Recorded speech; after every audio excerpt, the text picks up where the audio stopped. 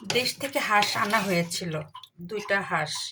মেয়ে ছিল না বাসায়, যার ফলে মেহমান ছিল। একটা হাঁস রান্না করে খেয়েছি, আর একটা হাঁস ছিল, সেটা আজকে মেয়ে বাসায় আসছে, রান্না করা হলো। আর এই হাঁসের মাংস কিন্তু আমার ছেলে মেয়ে, আমি সাহেব সবাই খুব পছন্দ করি।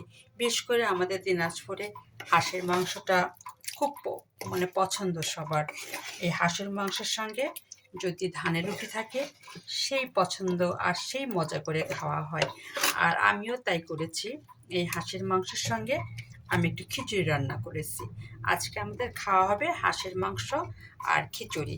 আর বিশেষ করে মেয়ের খুব পছন্দ হাঁসের মাংস, আর ও খিচুড়ির সাথেই পছন্দ করে। এই জন্য আমি রান্না করলাম হাঁসের মাংসের সাথে খিচুড়ি।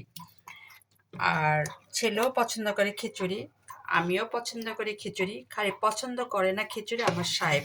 তবে বাচ্চারা যেহেতু পছন্দ করে, সাহেবের কোনো সমস্যা হবে না।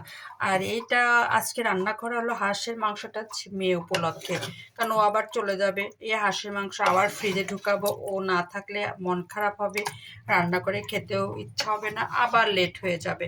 এই জন্য আমি আবার রান্না করে ফেললাম, শুধু পেঁয়াজ দিয়ে ভুনা করেছি হাঁসের মাংসটা। আর সঙ্গে থাকবে খিচুড়ি, ভারী মজা হবে। আর তার সঙ্গে আছে হাতের বানানো আচার। আজকে রাতে আমরা খাবো হাঁসের মাংস, খিচুড়ি আর আচার। এই হলো রাতের আমাদের খাবার আইটেম। তাহলে এখানেই রাখলাম। আল্লাহ হাফেজ। আর আয়োজনটা আজকে মেয়ের জন্যই, ওর উপলক্ষে হাঁসের মাংসটা রান্না করা হলো, কারণ ওর জন্য রেখে দিয়েছিলাম। তো এখানেই রাখলাম।